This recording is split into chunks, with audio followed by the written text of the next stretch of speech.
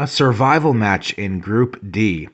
Tunisia nil, Australia 1. The Socceroos pick up their first victory in a World Cup since 2010 South Africa, so their first win in 12 years.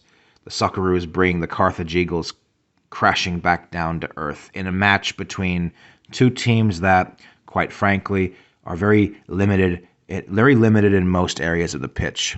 So let's start with Tunisia. I think that Kichrida wasn't too bad when he came on, in my opinion. He actually did create a decent amount of chances for the very little play time that he did get. But I think Tunisia is suffering from a shortage of talent in most positions. The midfielders today were okay. The defenders, especially Talbi, was all right. But other than that, the team isn't quite strong, and they don't score very many goals. And this has carried over now. They have gone scoreless in 180 minutes, the first two World Cup games.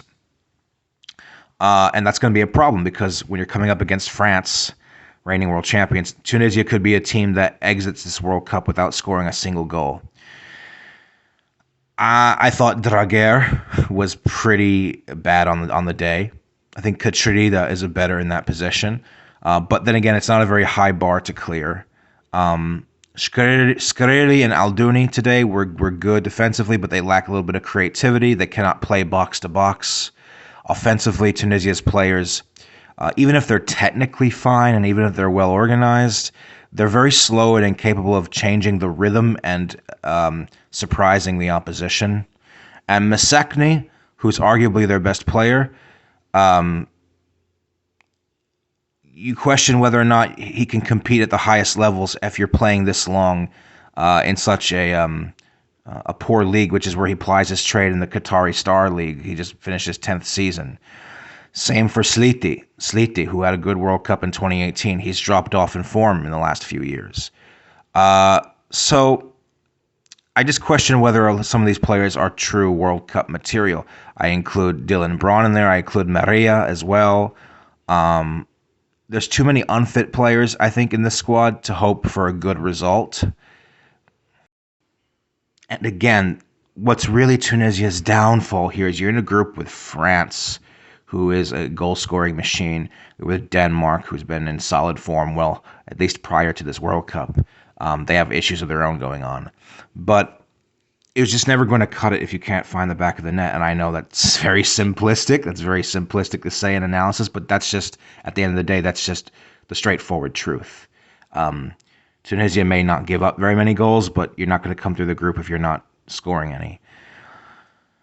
So for Australia, I thought Harry Souttar was a beast today.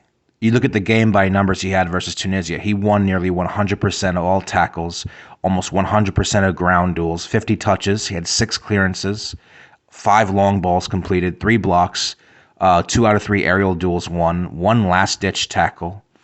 I can see why Stoke fans rate this guy. I really can. And I thought Australia defended really well.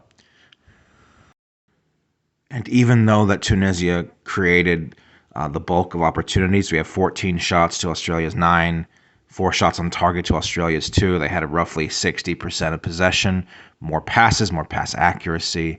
All it really took the defining moment in this game was Australia getting that one really good cross into the box that Mitchell Duke headed brilliantly into the upper net. And I think that that's all she wrote, because at that point, when you're a team like Tunisia that struggles to break down sides offensively because it's not your strong suit, that's the killer right there. And that's all Australia really needed in the end.